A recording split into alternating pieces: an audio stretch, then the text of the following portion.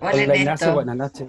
Hola Isabel, ¿cómo estás? Un gusto tenerte Y acá. bueno, gracias, el gusto es mío, el gusto es mío. Yo ni quiero sacar la cuenta cuántos años nos conocemos, porque ahí se nos caería el Pocos, cassette, pocos, pocos, pocos. Eh, pero un eh, placer poder conversar contigo, Ernesto. sí, qué increíble cómo la vida nos juntó acá. Isabel siempre ha sido un gran aporte para la labor periodística en los medios de comunicación chilenos, además de una persona súper culta, cinéfila, gran gestora cultural. Bueno, muchas gracias.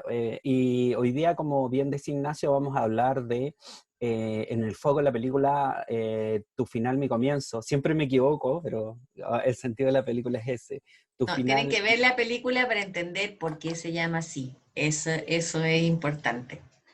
El título no eh, es Peregrino.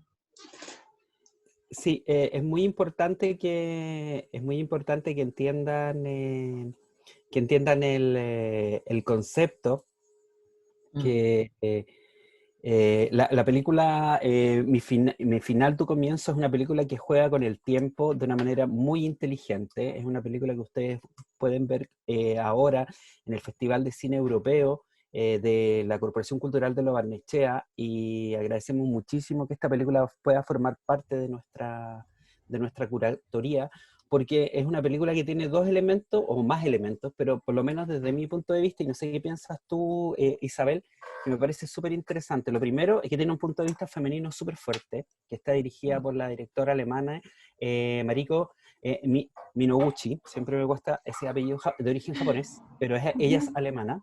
Y además tiene ese punto de vista femenino, porque en el cine siempre es súper difícil encontrar, por el tema de la inclusión, directoras mujeres, como diría mi abuelita. Y Sí.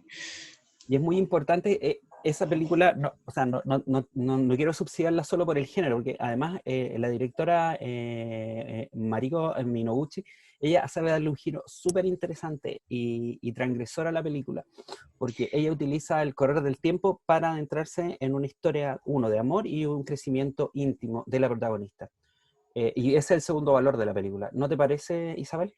A mí lo que me llama la atención de la película es que es súper inteligente. Es un guión que con mucha justicia ganó el premio La Crítica Alemana al mejor guión, y sobre todo también el premio a la mejor película nueva del año como premio a la crítica, siendo que la directora es autodidacta. Ella nunca pasó por una escuela de cine, o sea, ella no le tuvieron que enseñar el ABC del cine, ni mucho menos, sino que ella simplemente se formó haciendo asistente de producción, asistente de dirección, en distintas cosas, y llegó así por rebote a hacer cine de publicidad, y a través de la publicidad empezó a tener ganas de narrar historias propias. Hizo un par de cortos con los que le fue muy, muy bien, y esta es su primera película en largometraje, digamos.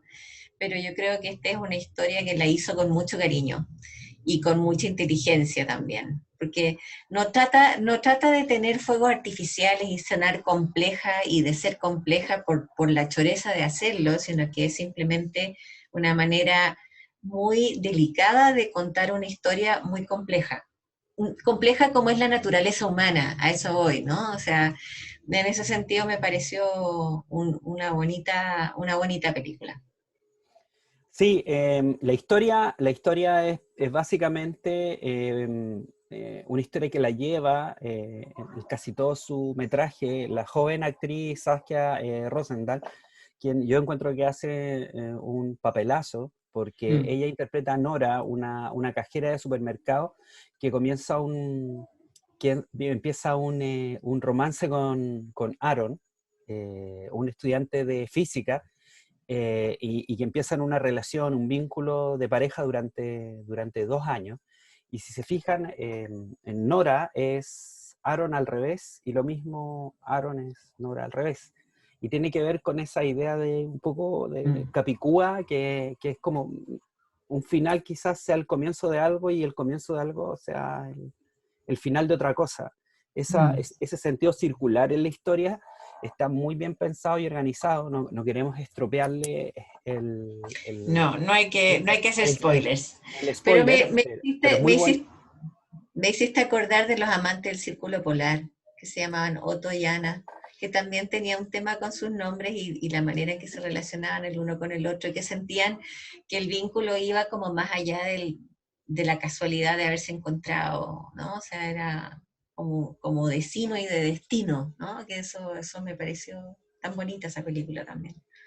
Sí, y yo creo que quizás la directora tiene entre su background esta película, porque ahora que lo mencionas me hace todo el sentido, Isabel, todo el sentido. Mm. Y lo que me parece súper interesante en la película, mi final, tu comienzo, Relativity, además que usa el concepto de Relativity porque hay momentos en que Aaron, el personaje del estudiante de física, habla acerca de la percepción del tiempo, de que en el fondo el presente, el pasado y el futuro es una sentirlos así es una arbitrariedad, y que todo ocurre en un mismo flujo, en verdad, que nosotros, los humanos, tendríamos esta capacidad, o más bien desventaja, de sentir el tiempo en esta dimensión solamente, y estamos atrapados en nuestra percepción de solo estar viviendo el eterno presente, pero se supone que, y es lo que teoriza con unas breves líneas Aaron, que la idea del tiempo es percibirlo en su conjunto, un poco como hace la película,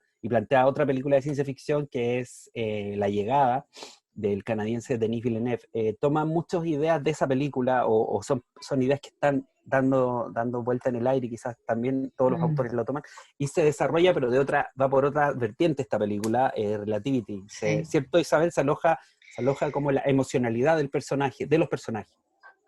Sí, a mí lo que me gusta es que eh, cada personaje siempre tiene una costrita de misterio, un poquito de misterio que se va develando de a poquito, y te va mostrando que no todo es tan simple como parece, como es la vida misma en realidad. O sea, yo creo que en ese sentido está muy bien pensado los detalles que te va mostrando la película, te va llevando como poquito a poco en la narración, en la emoción de la protagonista. La protagonista tiene un muy, muy buen rol.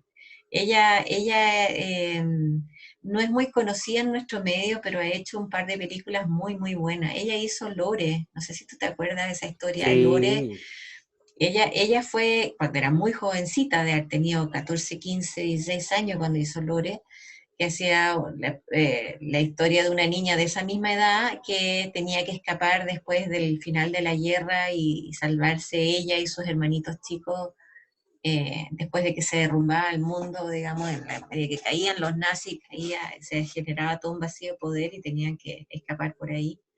Y hacía una película fantástica.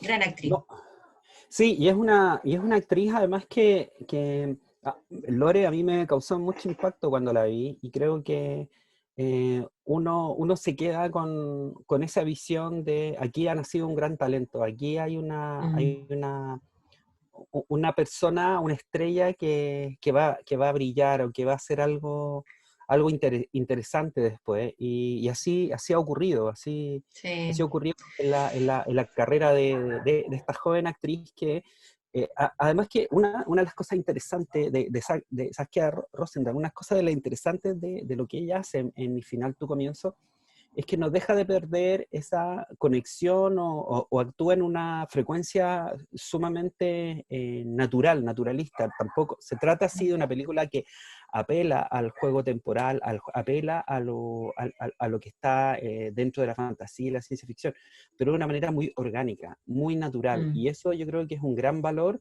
en la dirección de la realizadora Mariko Minoguchi, que ella sabe mm. sacar ese punto de vista femenino, ese punto de vista que opera más bien con la emoción, pero sin caer en la caricatura de lo femenino, en lo que a veces No. es tan eh, no Y te buscado, ¿no? vamos, y te va mostrando cómo este personaje va cambiando desde el comienzo, que la empiezas a ver hasta donde termina. O sea, pasa por una serie de etapas y remesones emocionales muy potentes, pero cómo va teniendo efecto en ella misma, eso lo vas viendo visualmente, que no siempre eso es fácil, porque mostrar algo que ocurre dentro de un personaje, hacerlo evidente, no es fácil. Está bien logrado eso en esta película.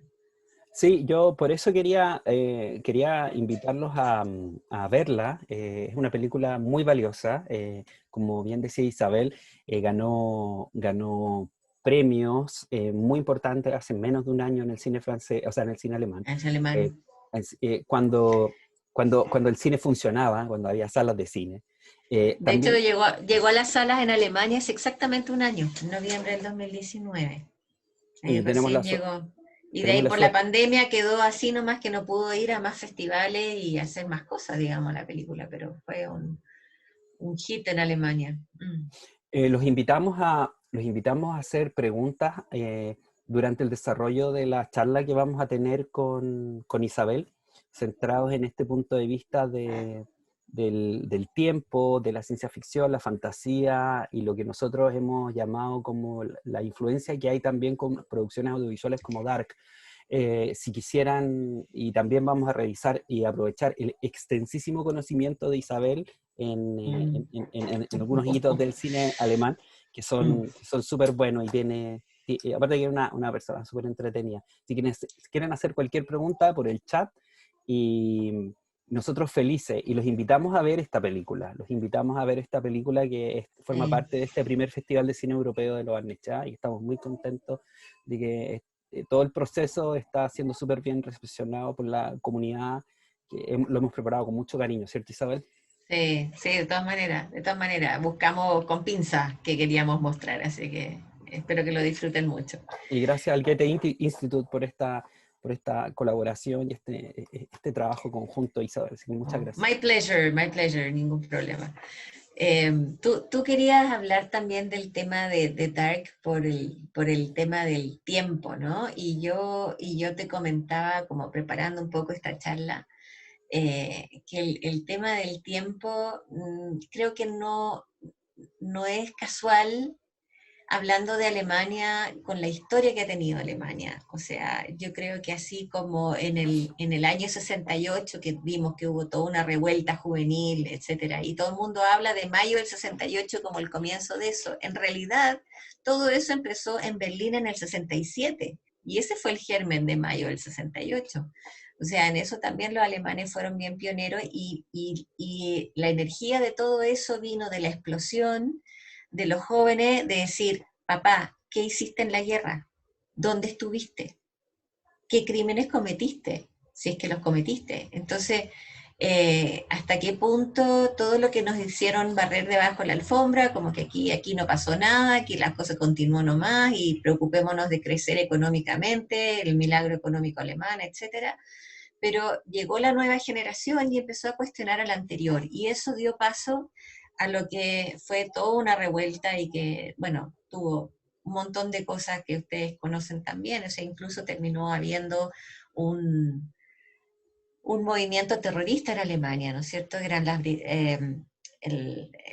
Rote Armee Fracción, que es la fracción del Ejército Rojo, o sea, que hubo una radicalización de esa misma juventud que cuestionó a sus padres, pero yo creo que eso nuevamente está pasando ahora con la nueva generación y los Fridays for Future, que en Alemania tuvieron muchísima energía el año pasado. También, ¿qué hiciste, papá? ¿En qué estuviste trabajando? ¿En qué tanto dañaste el planeta? O sea, hay una cosa dentro de las nuevas generaciones alemanas de ir cuestionando a las anteriores que me parece súper interesante y me parece, como humilde opinión, digamos, que probablemente el germen de Dark también va por ahí.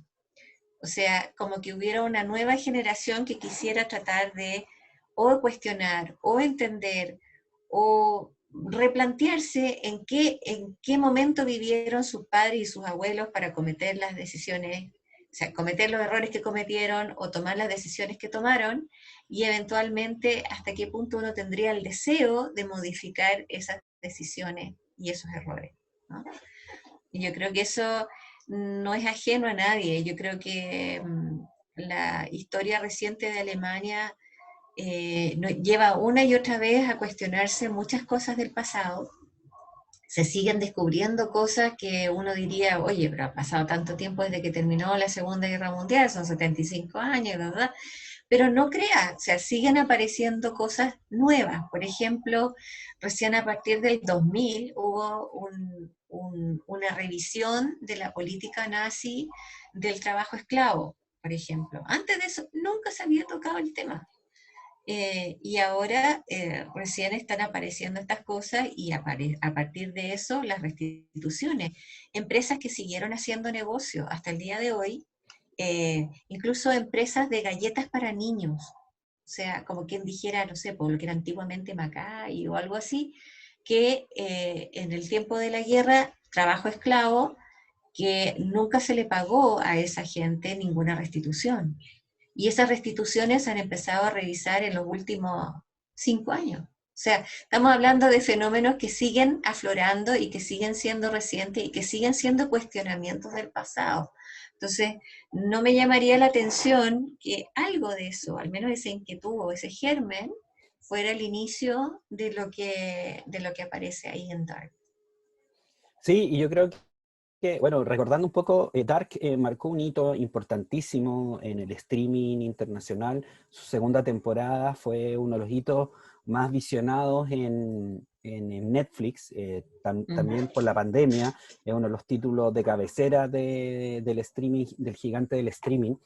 Y la característica de Dark es que en el fondo utiliza el viejo argumento del pueblo chico, infierno grande, ¿no? Porque Sí, claro. es un Sí, pueblo claro. chico de Alemania que funciona bajo el alero de una enorme planta nuclear, y que en el fondo ese pueblo, ese lugar que tiene protagonista a 3 o 4 familias, genera un bucle o un loop Mm. temporal debido en parte bueno, después lo entran a explicar, pero tiene que ver con la energía nuclear, con el reactor instalado allí, y eso permite que los distintos personajes vayan con la carga del presente, con la carga que Ujú. tienen en el presente, con todo lo que eso significa, con sus pecados, con sus errores, porque así los muestran en las primeras escenas, tal igual el personaje va para acá, va para allá, hace esto, engaña a esta persona, no engaña a esta persona, y con esa carga, con esa herencia familiar, muchos de ellos van al pasado y son testigos de cómo eran sus padres, cómo Mm. eran sus antepasados, y muchos de ellos se convierten en vigilantes de sus propios yo del pasado, otros Mm. no, y hasta que incluso hay un caso en que una mujer se convierte en la propia, eh, se autorreproduce a sí misma, o sea, es una persona autopoyética, en donde en el fondo ella Mm. es hija de su hija y madre de su Mm. hija. Es muy, muy espectacular esa manera de cerrar los círculos en Dark, y en donde las carga y examina con una rudeza muy grande la serie, en cada 30 años, porque esto como de los viajes en el tiempo, está dado cada 30 años, y además Mm. hay un obsesionado por crear una máquina del tiempo que le permite ir a cualquier parte del tiempo para tratar de arreglar el pasado para tener un mejor futuro. Esa es la tesis, y hay una revisión constante de manera indirecta, tampoco es que estén examinando tan duramente el nazismo, pero sí es como un mapa mental obvio y explícito de la serie para imponer un punto de vista crítico y de intensa culpabilidad acerca de los errores que cometimos en el pasado y lo Mm. monstruoso que hay en el pasado, y que involucra algo brutal, que es asesino. O sea, lo más brutal que uno puede hacer es matar niños, ¿cachai? En cualquier Mm. película, en cualquier serie, es como el gran tabú. Ya lo decía Mm. Hitchcock, ¿no, Isabel? Y acá el Sí. rollo es matar niños, ahí aparecen niños muertos. Y Mm. esa es como la gran culpa. Examina de dónde vienen los culpables de eso. ¿Quiénes son esos culpables? ¿Quiénes son los que pueden hacer ese pecado, ese crimen tan grande e innombrable?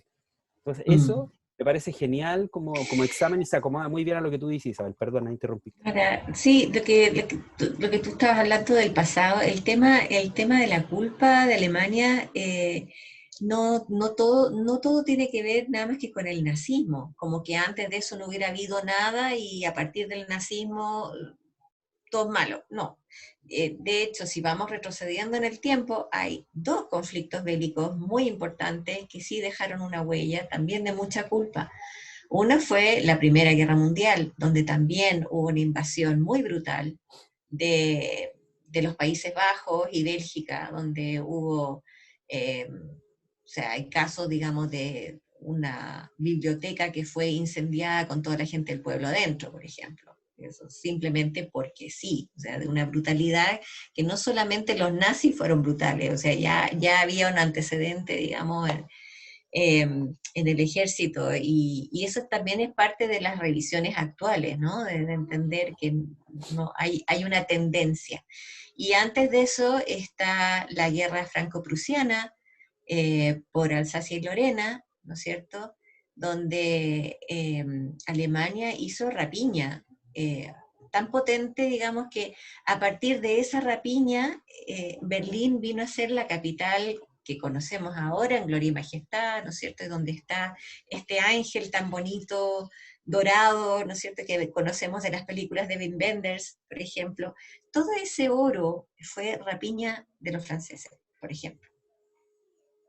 Y esa construcción de grandes edificios, de los museos y de todo eso que vino a partir de 1870. Antes de eso era una ciudad muy modesta, Berlín. De verdad era una ciudad bastante más aldeana de lo que uno se imaginaría. O sea, el esplendor de la capital vino a partir de la rapiña.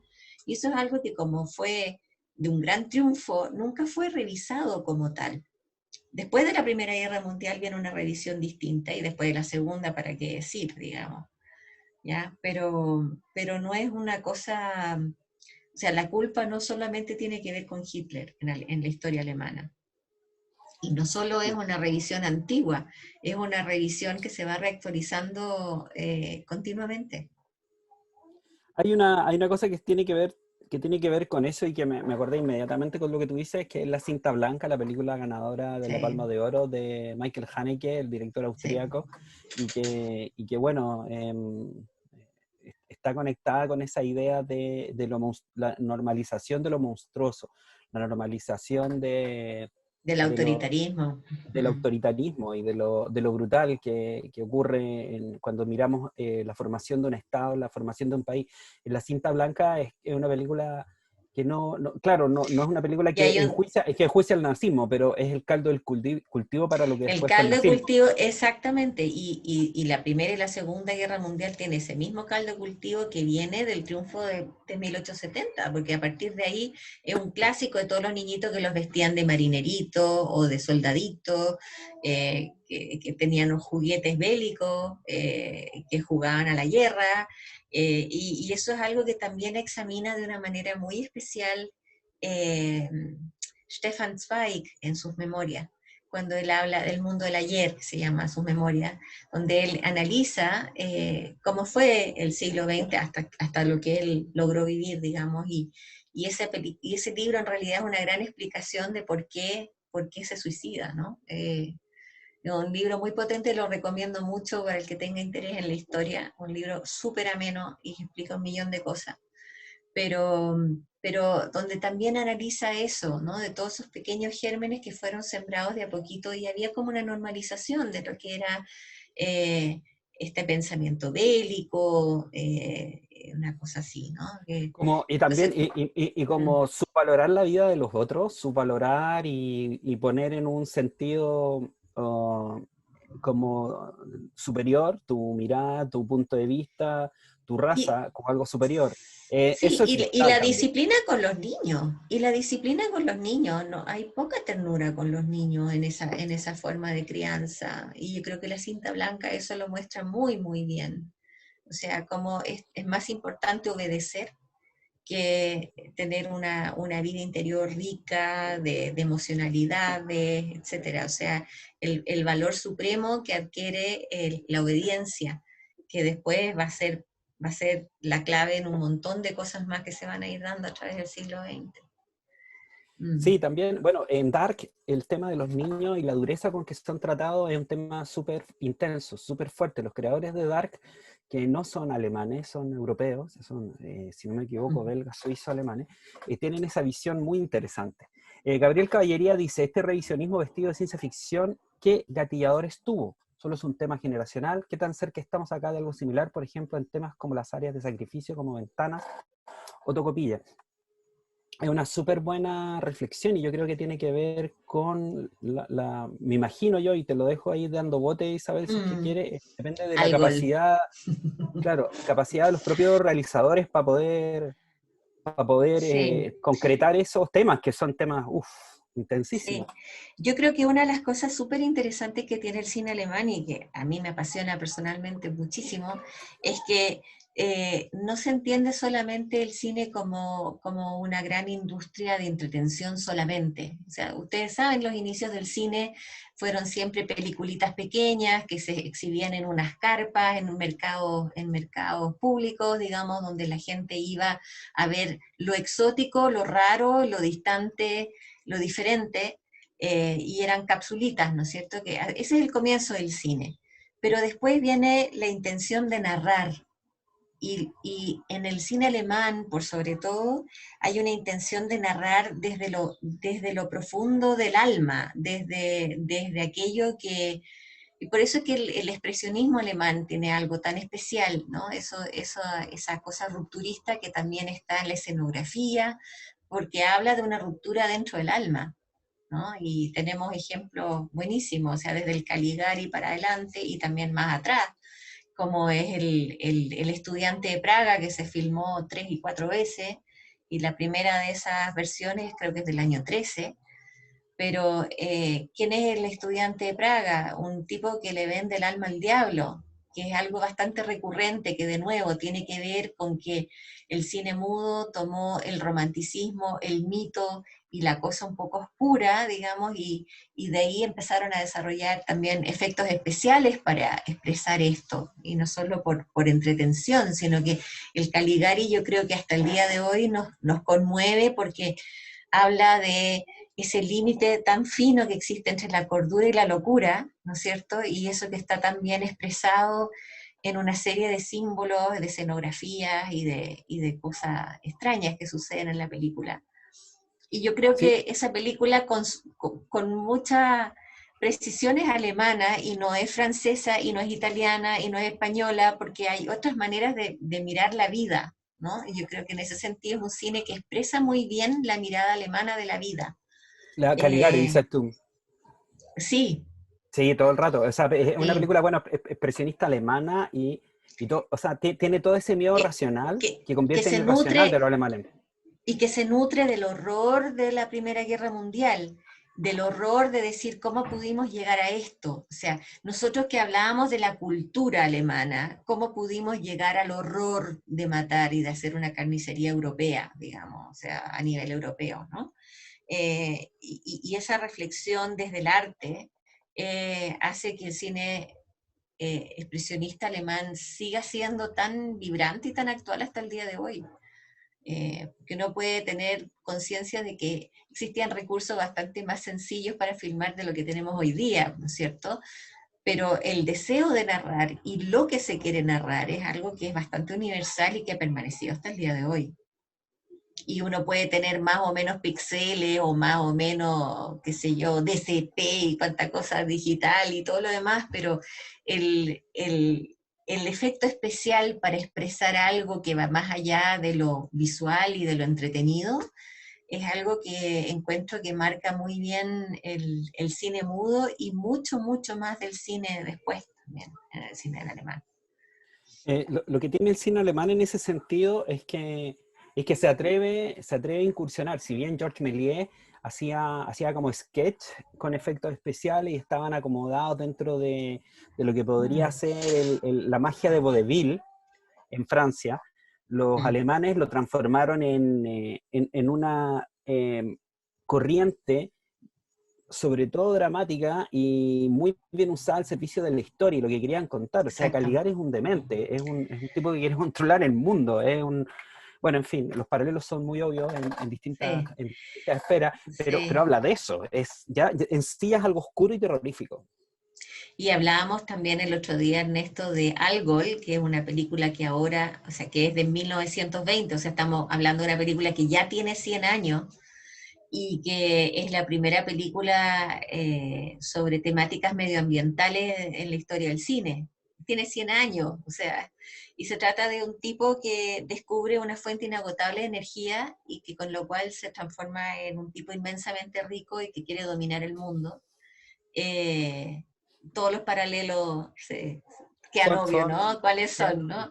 Pero el tipo también dentro de su ambición empieza a destruir el planeta, o sea, por querer tener más y más y más y más. Entonces, es una película que uno la ve ahora, 100 años después, claro, tiene un ritmo más cansino de lo que estamos acostumbrados en el montaje actual de las películas, pero toda esta cosa como distópica y futurista y de science fiction que tiene la película es alucinante y tiene unas escenografías alucinantes. Está en internet por si la quieren buscar, se llama Algol, Algol, y además es una historia que es una película que tiene una patita chilena, ¿cierto, Ernesto? Sí, Estamos hablando de eso. por favor, por Hay favor, que cuente usted.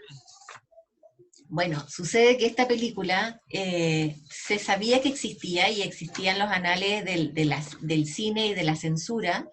La censura alemana es una gran fuente de investigación de las películas que alguna vez se presentaron para, como creadas, ¿no es cierto?, como para poder ser estrenadas. Y esta película se sabía que existía, pero no existía copia.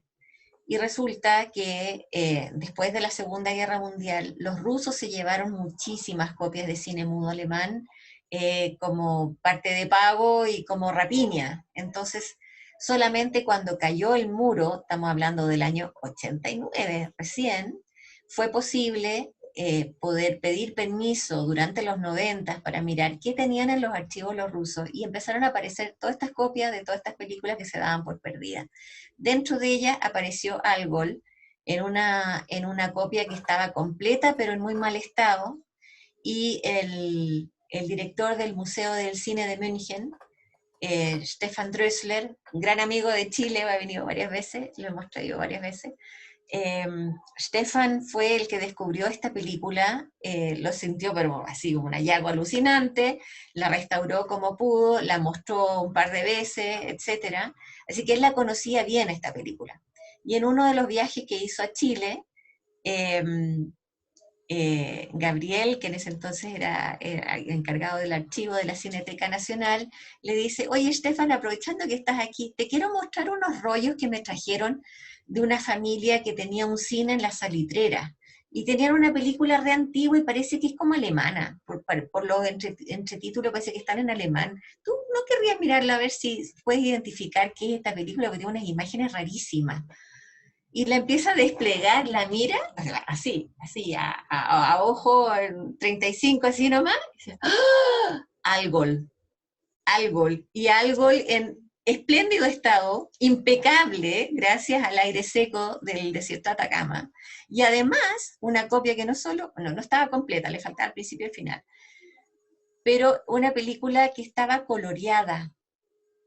Ustedes saben que el cine mudo no era ni mudo ni en blanco y negro, ¿sí? Se acompañaba de alguna forma de música y se coloreaba. Por ejemplo, las escenas de noche se coloreaban azules, las de amor roja, etc.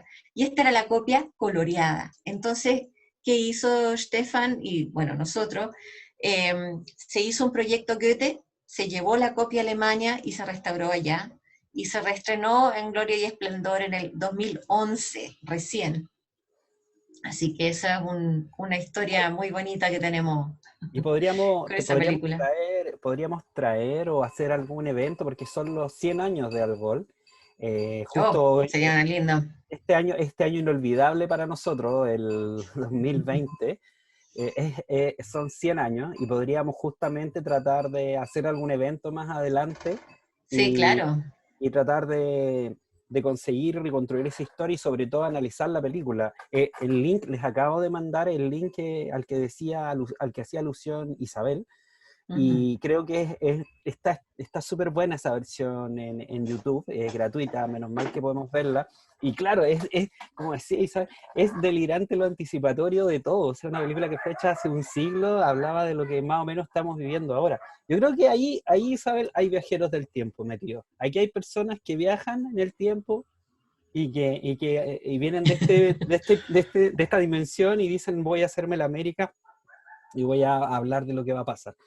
En ese sentido, sí, también hay otras películas que son anticipatorias y que también han jugado un papel clave en la evolución del género y que producciones como Dark y colateralmente Tu final, mi principio han hecho posta, ¿no, Isabel? En el origen del cine alemán especialmente.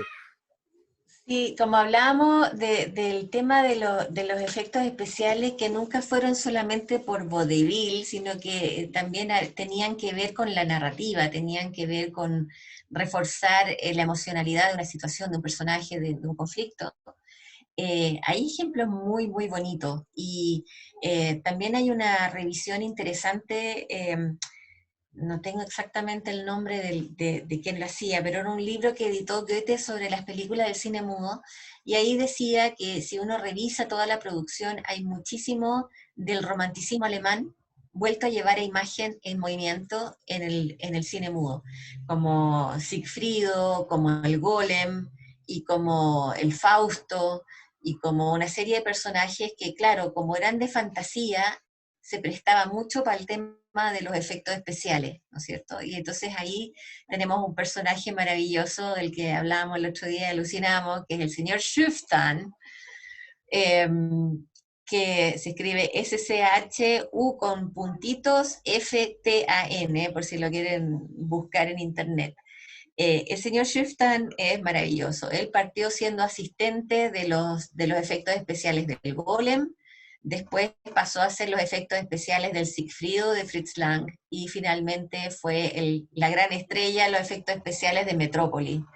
Y generó lo que se llama el efecto Schuftan, que hasta el día de hoy se llama así, que en el fondo es hacer stop motion, pero con elementos a escala, ¿no? O sea, todas las cosas que tenemos de cómo nos muestra la ciudad, los vehículos que se mueven, todas estas cosas que, claro, para la época eran increíbles, para ahora tal vez no tanto, tenemos otra tecnología, pero la manera de usar todas estas cosas de modelo, ¿no es cierto? Y de hablar del dios Moloch, ¿no es cierto? Que se traga a los hombres, pero que tiene que ver con la creación de las grandes metrópolis, de las grandes ciudades, como dioses que se tragaban a la gente. Esa visión se la agradezco mucho al director del MAC, que nosotros hace unos años atrás, cuando Goethe cumplió 60 años en Chile, hicimos un ciclo de cine donde invitamos a distintas personalidades a presentar la película alemana que más les gustaba. Y él presentó Metrópoli como arquitecto, hablando de lo que representaba el hecho de las grandes metrópolis que estaban naciendo dentro del siglo XX y lo que eso representaban, como este dios Moloch que se tragaba a los hombres. Pero como ustedes ven, la idea de hacer todos estos efectos especiales no era por la choreza en sí, sino que era por la narrativa. Y es lo que hace que esas películas lleguen a nosotros y sigan fascinándonos casi 100 años después, digamos. Solo Estás para, muteado, sí. sí, solo para complementar el efecto, qué entretenido, el efecto Schuftan, ¿cómo se dice?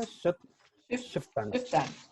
Schuftan. El efecto Schuftan, en la última trilogía de Batman, del director británico norteamericano Christopher Nolan, él usó mucho de estas referencias, maquetas a escala, para no usar justamente ni pantalla verde, ni pintura mate. Él quería el efecto real y construyó muchísimas maquetas de vehículos a escala para poder filmarlo y lograr ese realismo y esa textura tridimensional, real y concreta. Yo el otro Claro. día lo descubrí, yo pensé que todas las secuencias de los autos, los choques habían sido reales, pero no, eran maquetas y las hizo súper bien. O sea, digámoslo también, el Kaiju en Japón, que son todas estas películas de monstruos gigantes, está basado, están hechos En exactamente el mismo principio, y por eso se llama el principio Shustan. Y él en realidad partió siendo camarógrafo, o sea, hizo todos estos efectos especiales, después fue camarógrafo de grandes películas y de grandes directores. Trabajó con Max Ophüls, con Detlef Sierck, con René Clair, con Siodmak, eh, un montón de cosas. Un personaje del cine injustamente olvidado, creo yo, pero que bueno que lo podamos sacar a colación, digamos. No, y es súper relevante porque esa manera de enfrentar el cine, y especialmente el cine de los efectos especiales, fue una manera también de hacer creer a las personas que estaban viendo en ilusión que todo esto era posible. Eso era muy interesante, especialmente en Metrópolis, que es como la madre de todas las distopias. Entonces, Eh. era esencial hacerlo, ¿no? Sí, sí, así es. Y yo creo que de alguna forma, cuando uno analiza la historia del cine alemán, uno ve que hubo toda una época de gloria ahí en los años 20, con todas estas películas que hemos estado nombrando, ¿no es cierto? Y sobre todo Metrópolis es como la película de la época. Y después viene el quiebre del 33, donde mucha gente que trabajaba en el ámbito del cine tuvo que huir a distintas partes. Unos se fueron a Francia, otros llegaron a Hollywood, y nunca más volvió a ver el mismo nivel de producción de cine alemán hasta muchos, muchos años después, en que se reinventa todo de nuevo, pero desde otra óptica, desde otro ángulo, y más bien desde esta generación que hablábamos al principio, que cuestionaba a sus padres, ¿no es cierto? Y ahí tenemos las películas de Fassbinder, tenemos las películas de Wenders, tenemos Herzog de otra manera, digamos, en el sentido que él buscaba todavía lo exótico, lo distinto, lo raro, y todavía lo hace, pero siempre buscando como las honduras del alma, ¿no? O sea, ese es como su gran tema, encuentro yo, Herzog. Y, y qué es lo que hace que una persona sea lo que sea y que sea tan especial dentro de todas las miles de personas distintas que somos en el universo. Eh, y yo creo que lo bonito y lo que tenemos ahora para ir cerrando todo este ciclo temporal del cine alemán es que tenemos toda una nueva generación de directores, ninguno de ellos así como tan disruptivo y tan brillante como Fassbinder, que fue un cambio muy grande dentro de su época, pero que todos ellos han ido construyéndose con algunos elementos en común, que sería súper bonito que los comentáramos en esto. Yo creo que no es menor que todos ellos se criaron viendo televisión. Entonces, después de tener un cine que cuando yo llegué a trabajar al archivo me decían, ay, cine alemán, es como tan sesudo, tan lento, tan intelectual. No, la nueva generación justamente se preocupó de que eso no fuera así, ¿ya? Y empieza a tomar el lenguaje del visión, del montaje más ágil, de la narrativa más rápida, ¿no es cierto? Pero con las mismas honduras del alma que son muy propias del cine alemán desde muy a sus comienzos. Entonces, eso es lo que hace que tú tengas una serie como Dark, que en manos de cualquier otra persona o cualquier otra geografía habría sido una historia muy distinta, ¿no? O sea, yo creo que ahí también hay una cosa súper especial. Y para que podamos aprender un poquito más de todo esto, hay sí una fecha y una película que marca el comienzo de lo que se llama el nuevo cine alemán, porque hablábamos de nuevo cine alemán con lo que fue el revival de Fassbinder y Herzog y Wenders y todo lo demás, pero de ahí viene en los 90 el nuevo cine alemán, ¿no es cierto? Que aquí tengo mi torpedo, pero tenemos a Tom Tykwer, que hizo Corre Lola Lola Corre, corre, Lola Corre corre. Lola Corre. Esa Y película es habla del tiempo, ¿no? justamente, habla del tiempo y de cómo podría haber sido una historia contada varias veces desde distintos ángulos. Es una narrativa pop total, o sea, es un cómic, para que estamos con cosas, ¿no es cierto? Pero al mismo tiempo es una película súper interesante porque si bien usa un lenguaje muy especial, te das cuenta que lo que les está pasando no es solamente la parafernalia en sí, o sea, hay una cosa de una angustia muy profunda. Eh, y esa película que es del 97-98 es la que Exacto. marca esa época. Fíjate que investigando, eh, él, Tom Tykwer, le escribió a sus actores una semana antes de iniciar el rodaje y les dice: el cine es como una carrera de vallas, pero a veces salen de eso películas que, a pesar de las supuestas reglas de la narrativa, las supuestas reglas del mercado y del dinero, logran de todas formas ser atrapantes, avispadas, emocionales e inteligentes. Hagamos una de esas. Y yo creo que él tenía muchas ganas de hacer una película así distinta. Tom Tykwer partió eh, programando en un cineclub, y entonces él tenía una cultura visual súper amplia que le permitía jugar con un montón de elementos con una soltura que no todos de su época podían hacerlo, y logró algo magistral y realmente se hizo notar, y fue la primera película alemana que realmente hizo caja en Estados Unidos, y por eso marcó un hito muy, muy grande.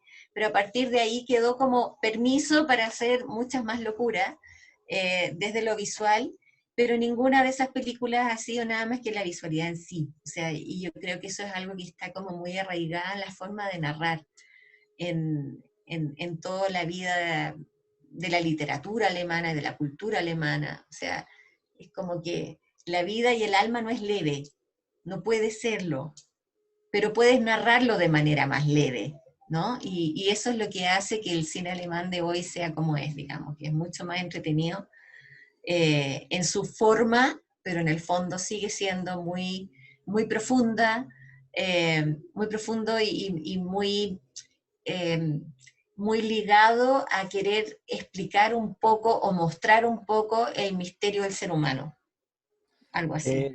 Sí, no, es maravilloso. Y la película Corre la corre marcó un hito generacional. Nació a finales de los 90. El director vino como tú bien decías, y no estoy haciendo mansplaining, simplemente me acuerdo porque yo era joven en esa época, y fue una cinta que me cambió la manera de jugar, y creo que fue una de las primeras películas que me hizo estar como consciente de que uno podía jugar así como director o como espectador con el tiempo. Eso fue Mm, maravilloso. Y además que exacto. nació también la estrella llamada Franca Potente, Que ahora es directora, que que ahora ahora es es directora. directora, sí, Entonces sí. es muy interesante lo que tú acabas de señalar. Qué entretenido, Isabel. Estoy muy contento de estar escuchando tus muy buenos comentarios. Si quieren hacer alguna consulta, quieren hacer algo, por favor, díganos. A todo esto, Franca Potente es pareja del director. Fue. En ese entonces era la pareja de Tom Tykwer, ahora ya no. Ella siguieron caminos aparte, digamos, y hoy por hoy Tom Tykwer con su actual pareja están dedicados a producir cine africano y han hecho películas preciosas, porque su meta es que los africanos tengan las herramientas para sacar su propia voz. Esa es la idea de su fundación, y ha hecho cosas preciosas. Yo he adquirido varias de esas películas, las hemos difundido, así que eso No, es algo que podríamos hacer más adelante también. sí, no, genial. Además que el cine africano no, es más sorpresivo de lo que uno puede pensar. Yo vi Sí. ahora unas películas en el Festival de Cannes del antepasado, o sea, este año ya no se hizo, pero el año pasado que sí, y Mm, en Toronto también vi unas cosas. Ellos están haciéndolo muy interesante. mm. Por favor, seguimos escuchándote. ¿Qué otro nombre habría en ese sentido que tú quisieras? Mira, aquí hay otro comentario. Gabriel Caballería dice, el cine francés, por ejemplo, ha tenido influencia en Latinoamérica. Sucede lo mismo con el cine alemán, hay ejemplos para revisar. Bueno, Franca, Corre la corre es un ejemplo. No sé si tienes otro ejemplo reciente. Mira, el cine francés yo creo que está mucho más difundido en América Latina. Yo creo que porque hay una proximidad latina, ¿no es cierto?, entre lo que es lo francés y lo que es América Latina. Y de alguna forma Alemania es un poco un otro, una cosa diferente, una cosa más anglosaxón. Pero sin desmerecer, eh, y quiero destacar muchísimo el trabajo de Cecilia González, mi querida Cecilia González, que hizo un trabajo maravilloso difundiendo el cine francés en Chile, ya jubiló, muchos cariños para ella, pero lo que ella hizo fue fantástico para difundir el cine francés en Chile y hacer muchos puentes y que fueran críticos a Cannes y que se trabajara con mucho más cercanía sobre la producción actual francesa. Pero eso yo creo que también obedece a que Francia tiene un sistema muy interesante de fomento de su cine y además un sistema mucho más centralizado. Entonces es mucho más fácil exportar películas y que lleguen hasta acá. Alemania en eso funciona un poquito distinto. Pero dentro de todo, yo creo, si me puedo permitir la licencia de hablar un poco desde lo que yo he hecho desde que yo llegué al Goethe, yo empecé a trabajar en el año 2003, o sea, llevo 17 años ahí, y generalmente lo que había era la percepción de que el cine alemán era cine mudo y después Fassbinder, Wenders, Herzog, punto. Y la verdad es que mi trabajo desde entonces ha sido mostrar, ok, existe eso, pero existe mucho más. Y sobre todo de las cosas nuevas y modernas que están saliendo y que está un poco lo que hemos hablado hoy día es un poco el discurso que hemos tenido que tener como para entender en qué se mueve Alemania hoy día en el cine. Y creo que poco a poco hemos ido logrando entrar, pero generalmente los distribuidores prefieren las películas francesas, les gustan más, no sé. Es como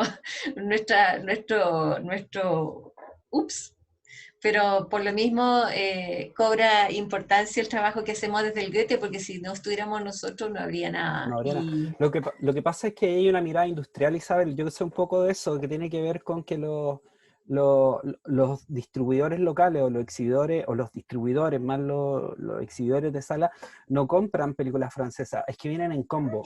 O sea, ya. a ellos les interesa, por ejemplo, quieren la última película que les fue súper bien en Cannes y que es comercial, por ejemplo, Intouchable, pero además les venden otra.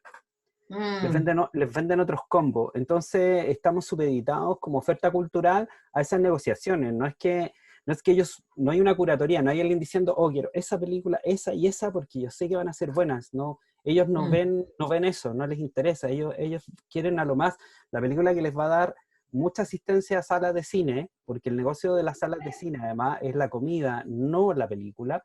Entonces, el popcorn. eh, claro, le interesa eso, le interesa quién va a ir a comer, no quién va a ver películas. Entonces, ahí el negocio está mal y ha sido súper entretenido hacer estas actividades como en línea o darle más oportunidad al lenguaje y al contenido mismo del cine, porque hemos podido abrirnos gracias a estas discusiones que hemos tenido en esta semana y a otras instancias más bien menos formales a otros contenidos que no son necesariamente la oferta de los restaurantes llamados cine, ¿cachai? O los Mm, restaurantes de comida rápida o los proveedores de comida rápida que son cine, porque esos son los cines actualmente, no, exacto. no exhiben películas, venden comida. Mm, mm. Sí, también quería recoger otro tema, y es que desde la caída del muro, eh, esta Alemania que estuvo dividida, ambos lados del muro tuvo distinta vida en términos cinematográficos. O sea, hubo producción de cine a ambos lados del muro, pero muy distinto entre sí, ¿no? Y de alguna forma se desconocían entre sí. Y cuando hubo que empezar a hacer trabajo conjunto, fue bien interesante el asunto. Y también hubo un redescubrimiento de la RDA como temática de cine, de thriller, de investigación, de crímenes de la Stasi, partiendo por La vida de los otros, digamos, de ahí para adelante empezó un boom de redescubrimiento de la RDA. Y ahí pasó algo súper interesante, porque los que hacían las películas generalmente eran del oeste que miraban al este, y entonces era mucho más Exacto. fácil usar clichés, porque eso era más fácil de digerir, o no había un conocimiento propio y real en primera persona de lo que era realmente el cine de la RDA. Y al final hubo un montón de películas de las cuales no todas fueron muy felices. Hay algunos ejemplos buenos como Bárbara de Petzold, que a ti te gusta, Ernesto, yo sé porque Muchísimo. me lo estabas comentando, pero Qué también fue bueno. muy polémica, pero fue también muy polémica porque Petzold no vivió en el este, ¿ya? Y ahí, Christian Petzold es un director Christian alemán Petzold, increíble. sí, muy bueno, muy bueno. Y de hecho lo último que vimos de él era Transit, ¿no? Que estuvo en el Sanfic hace 2 años. Sí. Eh, Petzold en realidad no estuvo en el este, pero sí comenta el este desde el oeste, ¿ya? Él no pretende mostrarte la historia, sino que hace como un poco el comentario. Pero ahí viene una cosa muy interesante, que es la familia Schwojo. Christian Schwojo, que yo te lo mencioné como nuevo director, es el hijo de una gran guionista, que es eh, eh, no es Gertrude, ya me voy a acordar el nombre de pila, Hilde Schwojo. Y ella, creo que eran la única pareja que eran madre e hijo que trabajaban juntos, o sea, el hijo haciendo la película y ella haciéndole el guión, ¿ya? Y así fue como algunas de esas películas las trajimos a Chile. A Christian lo trajimos a un Sanfic a presentar una de su primera película importante, digamos, eh, que se llama Hija de Noviembre, y después otras películas de él han pasado por el Sanfic y han tenido varios premios.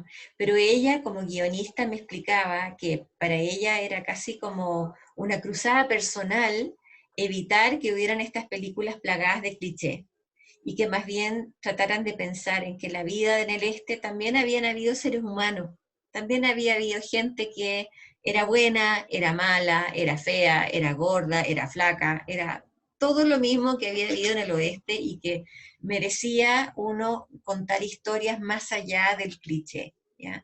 Y a eso se dedicaron ellos y han seguido haciendo películas fantásticas. Eh, Ahora Christian Schwojo ha empezado a hacer películas más históricas de otros momentos de Alemania, como Deutschlandstunde, que es su última película, que es la clase de alemán, que es una novela muy famosa que ha sido filmada varias veces, pero este es un remake nuevo de él. Eh, Ha hecho películas sobre pintores, ha hecho montones de cosas, pero el núcleo de su trabajo tenía que ver con esto de mostrar el mundo del este y su choque con el oeste, ¿no? Y también desde una cosa mucho más humana, más orgánica, más de personajes reales que respiran, ¿ya? Entonces, de ahí han salido muy buenas películas, Sí, y las recomiendo. solo aportar que para meternos en este modo nerd y ñoño que me encanta, yo tengo además un emprendimiento que se llama nerdnews.cl, pueden ver acá, eso no me quita seriedad, yo creo que me suma, me considero alguien súper serio a pesar de mí mismo, y creo que es bueno acotar que Christian perdóname, ¿cómo se pronuncia, Isabel? Schwohoff. La Schwohoff, CH, sí, Schwohoff. Ojo. La última película o serie que está preparando él se llama Hijos de Marte, que es una serie de 4 episodios y que es de ciencia ficción. Solo decir eso, que Sí, esta ha seducción, ido mutando a una serie de otras cosas, sí, pero es un tipo muy, muy brillante y sabe narrar una serie de cosas. Eh, ¿Puedo contar una anécdota personal con Shoho? por favor, o sea, es lo único que no... Bueno, años atrás cuando volvió de Alemania, la que en ese entonces era nuestra directora, porque eran una pareja, eran él y ella que compartían el cargo de directores. Ella me dice, ¿sabes que vi una película en el cine, era extraordinaria y se llamaba Hija de Noviembre y November Child, ¿no? Y sabes que esa película tenéis que traerla al Sanfic, ya, entonces ya, me pongo a investigar, y descubro que esta había sido una película de graduación de escuela de Schwojo, y descubro que el productor había sido también su película de graduación de escuela, fulanito de tal, qué sé yo, y a través de un Goethe que ya lo había invitado, me conseguí el correo y le escribo, y finalmente decidí llamarlo por teléfono, tal cual. Entonces le digo, hola, perdona, pero mira, te estoy llamando de súper lejos, te estoy llamando de Chile, no sé si sabes dónde queda Chile. Y se mata de la risa y me dice, mi hermana pololea con un chileno. No. Y es más, me dice, si me estás llamando por esa película, Christian Schwojo, el director de la película, en este minuto está arriba de un avión y va a aterrizar en Chile mañana. Y entonces, ¿por qué? Porque él quería, su próximo proyecto era la intención, nunca lo logró hacer como Sideways, como Entre Copas, pero un grupo, o sea, una historia de dos amigos en el desierto de Atacama. Ese era su proyecto y no lo logró concretar, pero sí vino a investigar de la película y qué sé yo, Qué entonces, pena bueno, más ahí grande, porque estuvo sentado en mi oficina, conversamos un montón, muy estuvo, simpático. qué pena que no resulten esos proyectos. Estuvimos hablando No, con el director Héctor Cabello Reyes, que es un éxito de taquilla en Francia, es un director chileno-francés, y decía lo mismo, que en Chile no lo pescan para hacer películas ni coproducciones. O sea, no, pues, y hay un saber ahí maravilloso. Bueno, siguió la vida, finalmente trajimos esa película efectivamente al Sanfic y Christian vino a la película. Fue súper interesante la conversación con el público que hubo, porque esto de qué pasó con tu pasado y qué pasó con... Es una historia que tiene que ver con el muro y una historia muy amarga en torno al muro y muy bien contada. Entonces, hubo mucho interés del público a hacerle preguntas y tuvo también algunas resonancias con la historia reciente chilena. Entonces, se generó una conversación ahí muy, muy buena, que me acuerdo que nos echaron de la sala y la gente siguió en el foyer conversando y fue muy, muy bueno. Eh, bueno, y años después, el mismo productor me dice, ¿sabes qué? Bueno, resulta que había otra película más que él produjo que tenía que ver con América Latina, con Argentina, que se llamaba La canción en mí, que la trajimos al Sanfic y ganó el Sanfic. Y entonces justo queríamos traer al director y no pudo, pero entonces vino el productor, me dice, pero que justo mi hermana que es pololeada con el chileno se casa con el chileno en Santiago en la misma semana, así que voy con camas, petaca, señora, hijo, tía, guagua, toda la cuestión, voy para allá. Y así que fue maravilloso porque él mismo personalmente pudo recibir el premio en el Sanfic. qué Así que buena. esas son Este nuestras... es bueno, notable la Jochen historia. Laube, Jochen Laube, que es este director, este productor y que es uno de los grandes, grandes, grandes productores jóvenes que tenemos en Alemania en este momento. O sea, que hay que seguirle la carrera a él. O sea, película que toca, película nominada a Premio Alemán, Berlinale, no, fantástico. Así Oye, que eso. también quería comentar algo que escribió Gerald Dick. Dice, a propósito de una entrevista a Daniel Brühl, Brühl se dice, ¿no? Brühl, Que sí. decía, Brühl, voy a aprender, ¿sabes qué? Quiero aprender alemán, Isabel, Ya, ahora, yo, weón. yo te enseño pronunciación cuando quieras.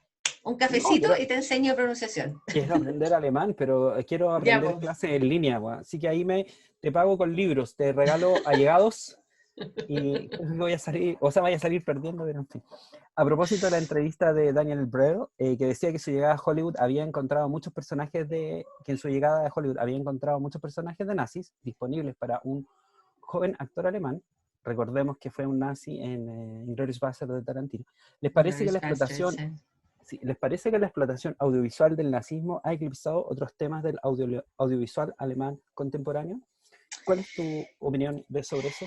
Mira, mi opinión es que, por ejemplo, si tú pones Phineas y Ferb, el malo tiene acento alemán.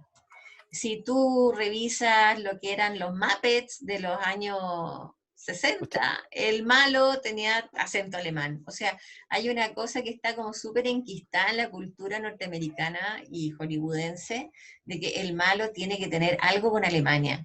Eh, no sé, la película de Peter Sellers, ¿no es cierto? Doctor Strangelove. Hay tanta cosa y eso se repite una y otra. No, es tremenda, esa película la amo, De eh, Kubrick. de Kubrick. Eh, yo creo que hay un mito que está así como muy, muy, muy enquistado y es muy difícil sacarlo, pero es una lástima que los alemanes que llegan solamente les dan ese tipo de roles. O sea, y es como los típicos actores alemanes llegan a Hollywood, siempre hacen los mismos roles de nazi, tarde o temprano, digamos, y una lástima. Yo creo que Daniel Brühl ha hecho un trabajo maravilloso por tratar de romper eso, ¿no? Y no sé si vieron la película donde hacía de Niki Lauda, por ejemplo, que era como Impresionante esa película. otro tipo de roles. No, él es una persona bien pensante también, ¿no? Es bien interesante y Que tiene un yo me alegro, restaurante, tenía yo me restaurante. alegro, sí, y yo me alegro mucho que él haya estado en el jurado de la Berlinale cuando el club ganó el premio del jurado y realmente él celebró mucho, mucho esa película. Eh, sí. Yo quería comentar solo que entrevisté a Daniel Brühl muchas veces y la última vez fue a propósito de la película Colonia, con Emma Watson, Watson, claro, basada en la historia de Colonia Dignidad. Y mm, Daniel Brühl, como me había tocado otras veces, la película no es muy buena, hay que sí, ser súper sincero en eso. Es una película que tiene algo interesante desde 2015. Tiene algo interesante que es que trata de tocar de una manera honesta el escándalo que significó Colonia Dignidad y que significa todavía en Chile, el mm, abuso, la inmoralidad y la criminalidad de ese grupo que funcionaba. Pero Daniel Brühl habla uno perfecto español, tenía súper claro el caso y también pude entrevistar al actor sueco Michael Nyqvist, que interpretó Nyqvist, también el que en paz protagonista descanse. en paz descanse, y Sí. que era un amor. Mm, Él también España. hablaba algo español, Pues si y vino la film, mamá de Daniel Brühl es española, si él nació en es Barcelona, claro, y se y crió lo en que Barcelona. claro, y lo que quería señalar sobre el protagonista de La mujer del dragón tatuado y que era el villano, hacía de Paul Schaeffer en Sí. Colonia, Michael Nyqvist, que él también vino a Chile, había venido a Chile a filmar una película también que tiene que ver con nuestra realidad, El clavel negro, Mm. que habla sobre el rescate de como embajador suizo en Chile y Sueco. salvó, claro, perdón, Harald sueco, Edelstam. exacto. Y que en el fondo también sale como personaje Harald Eldestan en la serie que pudimos ver en televisión sobre el rescate de gente perseguida política en el 11 de septiembre del 73. Entonces quiero decir, siempre había tema y hay tema con la chilenidad y con la historia reciente de Chile. Son personas en general, Daniel Sí. Blur y también el fallecido Michael Nyqvist, muy cultos, muy interesados en la cultura. De hecho, Mm, Daniel Blur, cuando lo entrevisté, me preguntaba cosas a mí para saber. mm, O sea, yo como reportero reporté Colonia Dignidad, fui a Colonia Dignidad, después de que posterior a la muerte de Paul Schaeffer, en fin, mm, es todo están muy interesados en eso también. Y a todo esto mm. viene una nueva serie sobre Colonia Dignidad hablando de Alemania, una coproducción que se estrena en Amazon en Mega ahora en noviembre. Y tuve la ocasión de verla y está súper buena, entre paréntesis, para que también la puedan ver y consumir productos alemán y escuchar el alemán, que es una lengua que desde que Vienen estoy... varias películas más todavía que son coproducciones con Alemania, y donde hay actores alemanes involucrados en lo de Colonia. Y de hecho, eh, ojalá en algún momento se estrene la película de Matías que se llamaba La sombra de los árboles, pero se va a llamar de otra manera, y que el Matías rol Vice, de... No, eh, Lira. ay, se me fue. No, no, no, no, no, no, es un actor joven, Ah, eh, o sea, un director joven, espérate, y, y Hans Zischler, que es un gran actor alemán, que actuó en las primeras películas de Wenders, es el que hace de Paul Schäfer. Y tuve el placer de estar con él aquí en Chile. O sea, fue maravilloso porque la producción de esa película se me acercó, me preguntó si me podían ver un par de datos, los estuve ayudando, y me escriben de vuelta y me dicen, oye, ¿sabes que llegó el actor alemán y querría tomarse un cafecito contigo? ¿Podemos pasar por tu oficina? Y ya, ok. Y frente a mi puerta, Hans Zischler, que es uno de los enormes, enormes actores alemanes del siglo XX, y decía, está conmigo aquí tomando café, con una sencillez y un aplomo y una es adorable, es maravilloso y hemos seguido en contacto. Él ha estado pendiente de todo lo que ha seguido pasando en Chile, en todo, así que seguimos en contacto hasta por WhatsApp. Ha sido uno de los grandes regalos de la vida haber compartido con él, pero tenemos que verlo en el rol de Paul Schaeffer, eso debería venir pronto. Eso es en la serie...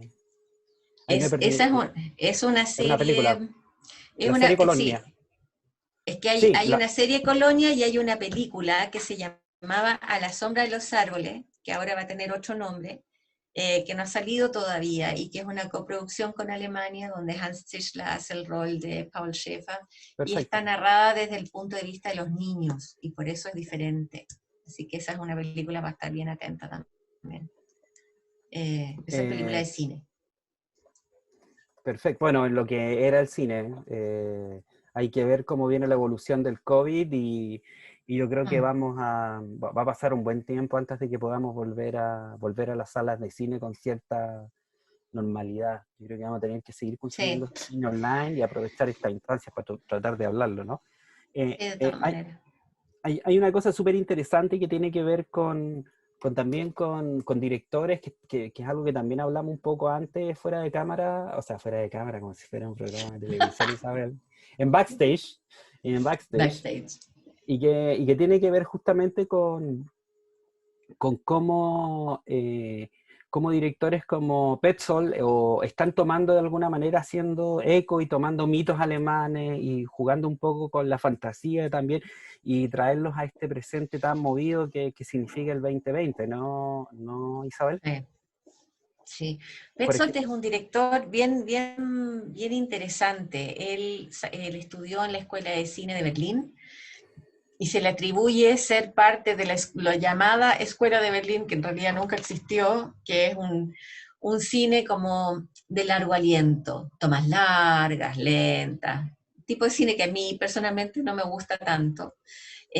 También es un director que tiene un lenguaje más francés que alemán en muchas cosas, pero que hace unas películas bien alucinantes porque trabajaba sus guiones con Harun Farocki, que era un gran cineasta y documentalista alemán.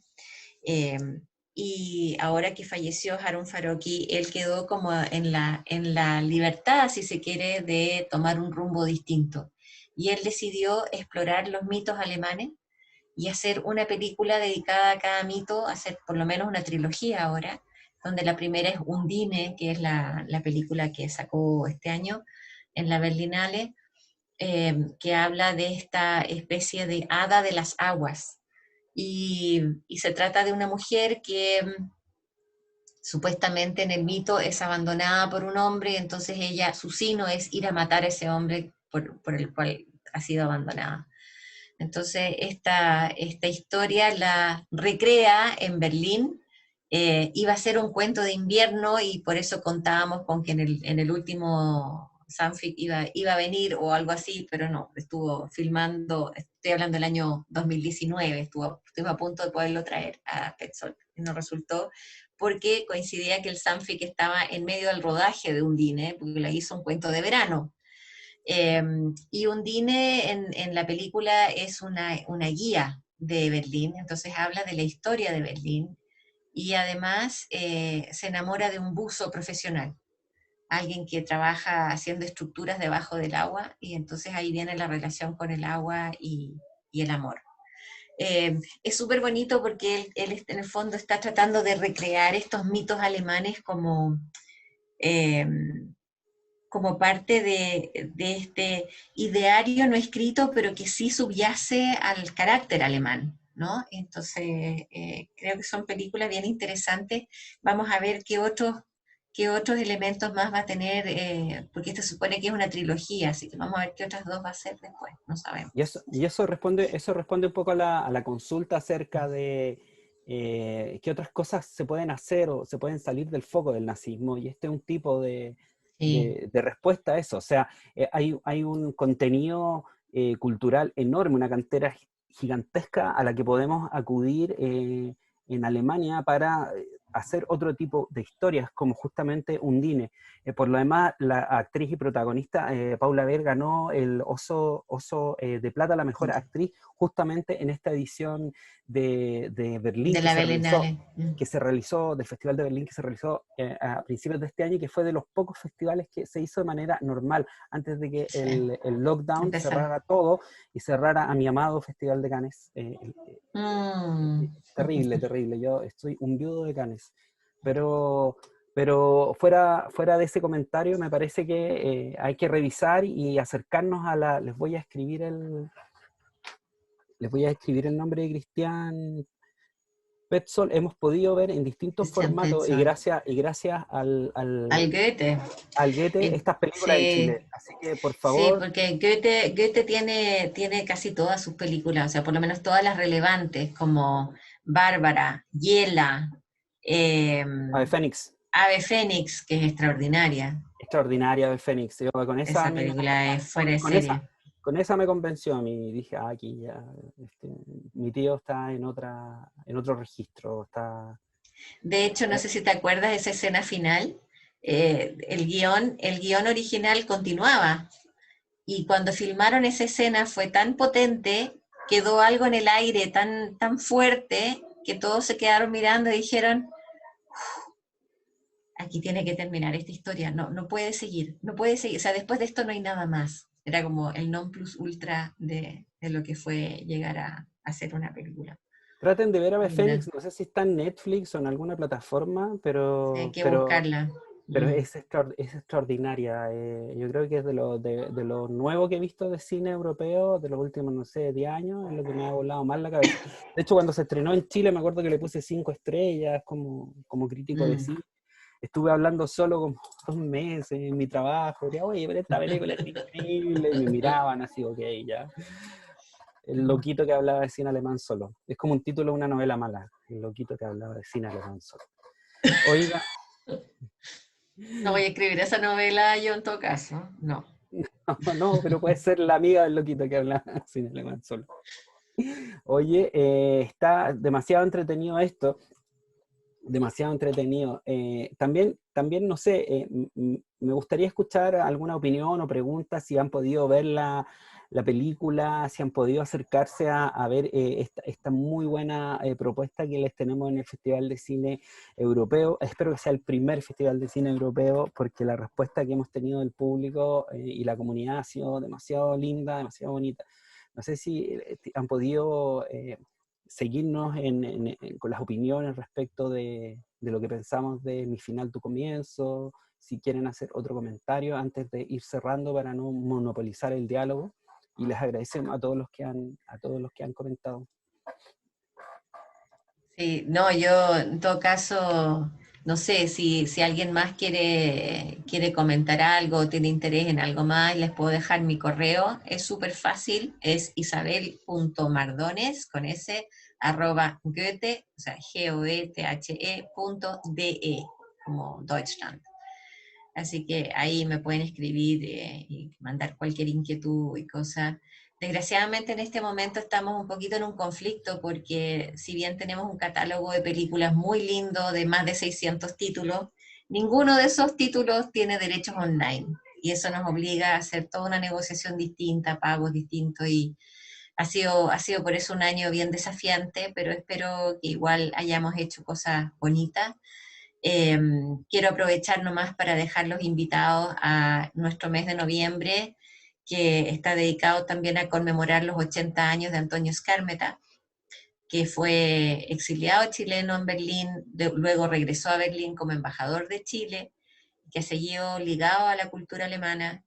Él hizo 3 películas estando en el exilio y esas 3 películas que fueron editadas por Goethe van a ser exhibidas a partir de la próxima semana, del 9 al 15, gratis en la Cineteca Nacional. El 14 de noviembre se va a poder ver de nuevo El ciclista del San Cristóbal, que fue una película de un director alemán, Peter Lilienthal, rodada en Chile en el año 87, que es súper interesante. Y a partir del 16, 17, durante una semana, vamos a tener al aire un estreno esto es muy loco, porque una película filmada en 1973 por el mismo director alemán Peter Lilienthal, con guión de Skármeta, con cámara de Silvio Cagliozzi, que está de miedo, imperdible. Y esa película la vamos a reestrenar por fin en el marco de tanto los 80 años de Skármeta como las actividades culturales que tiene la Universidad Diego Portales por los 50 años de la UP, porque está filmada en el marco de lo que fueron las elecciones de marzo del 73, que fueron las últimas parlamentarias de ese año.